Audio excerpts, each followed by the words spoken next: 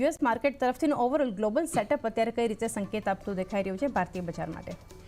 જે તમે અમેરિકન માર્કેટની થોડી અપડેટ તો આપી દીધી કે આપણને છેલ્લા જે 6 દિવસની અંદર સારી એવી તેજી જોવા મળી હતી, ત્યાં આગળ થોડી બ્રેક લાગતી આજે આપણને જોવા મળી રહી છે. એટલે એક વાત તો એ ખાસ મહત્ત્વની છે, પરંતુ અહીંયાથી જે મહત્ત્વના આંકડા આવી રહ્યા છે એ યુએસ જીડીપીના આંકડા અહીંયાથી આપણને ખાસ કરીને જોવા મળી રહ્યા છે.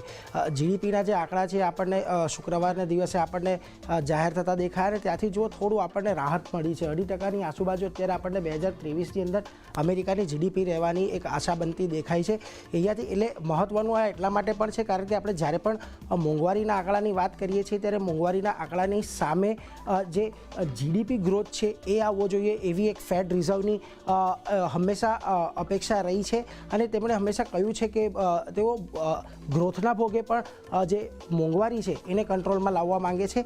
તે છતાં પણ જો અહીંયા 2.5%નો ગ્રોથ આપણને 2023માં જોવા મળ્યો, 2022માં જે 1.9%ની જીડીપી ગ્રોથ થયો હતો ત્યાંથી સારો એવો ગ્રોથ જોવા મળ્યો છે.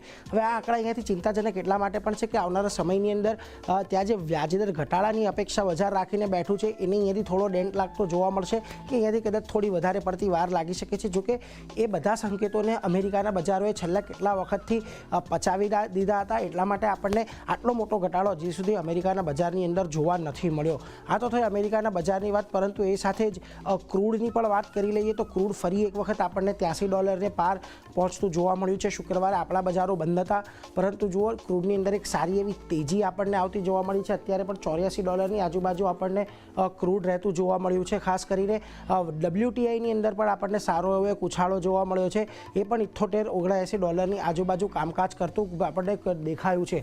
ખાસ કરીને રેડ સીની અંદર કે જે માલવાહક જહાજો છે કે જેઓ જે ક્રૂડને લાવવા લઈ જવાનું કામ કરે છે એના પર હુતી વિદ્રોહીઓ દ્વારા હુમલો કરવામાં આવ્યો છે અને ખાસ કરીને રશિયન જહાજ ઉપર અહીંયાથી હુમલો કરવામાં આવ્યો હતો, જેને કારણે અહીંયાથી ખાસ કરીને આપણને આ તેજી એક જોવા મળી હતી. અને બીજી તરફ અમેરિકાની અંદર જે મજબૂત આંકડા આવ્યા છે જીડીપીના, એને લઈને પણ અહીંયાથી ત્યાંથી એક ફરી માંગ વધી શકે છે. એને લઈને આપણને એક સારી એવી તેજી બ્રેન્ટની અંદર અહીંયાથી જોવા મળી હતી. આ બધાની વચ્ચે આજે એશિયાના બજારો પર નજર કરી લઈએ, ત્યાં પણ થોડી મજબૂતી સાથેનું કામકાજ આજે આપણને જોવા મળી રહ્યું છે. ખાસ કરીને જોઈ લો નિક્કેઈમાં આપણને એક સારો એવો મજબૂતી દેખાઈ રહ્યો છે. શાંઘાઈમાં એક થોડોક આપણને ઘટાડો જોવા મળી રહ્યો છે, પરંતુ હેંગસેંગમાં પણ એક સારી એવી તેજી છે.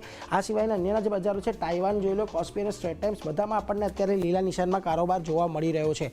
ખાસ કરીને હવે નિફ્ટીના ઓપનિંગ સંકેત પર નજર કરી લઈએ તો આપણે ગુરુવારના દિવસે જે ક્લોઝિંગ જોયું હતું એ ક્લોઝિંગથી આજે આપણને સારા એવા ઓપનિંગના સંકેત દેખાઈ રહ્યા છે. 21,488 પર નિફ્ટી ફ્યુચર્સ બંધ થયા હતા અને અત્યારે આપણને ગિફ્ટ નિફ્ટી છે 21,640ની આજુબાજુના, એટલે કે લગભગ 150 પોઈન્ટના ગેપઅપનો સંકેત અહીંયાથી આપી રહ્યું છે. પરંતુ આજના દિવસમાં એ પણ મહત્વનું જોવાનું છે કે આપણે ઘણા દિવસ આજે આપણી ફેબ્રુઆરી સિરીઝનો આજે પહેલો દિવસ શરૂ થઈ રહ્યો છે અને એટલા માટે પણ આજે આપણને થોડું અહીંયા ઉછાળા સાથેનું ઓપનિંગ જોવા મળી શકે છે.